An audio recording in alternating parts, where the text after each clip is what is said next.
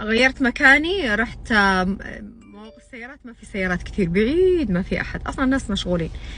خلاص نعمت سيقاني، الحين حان وقت الكريم. طبعا بتقولوا لي ليش يا هند مو في البيت وكذا؟ انا طلعت من البيت 7 عشان مدارس العيال، طلعت 7 صباحا والدنيا سهلت، واحسن ما ارجع البيت وما ادري ايه، لان عندي شغل هنا وفي مشاوير ابغى اروح لها، بيتي بعيد شويه، فاحسن ما اروح البيت عشان انعم سيقاني وبعدين ارجع ما ادري ايه. خلاص بس نزلت العيال عشان ما اخرهم وجبت اغراضي معي والله.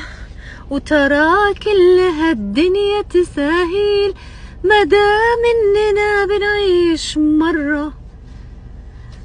اوكي الحين حان وقت اقدامي، قدمي احب اسوي لها مساج، اذا حطيت كريم اسوي لاقدامي مساج جميل.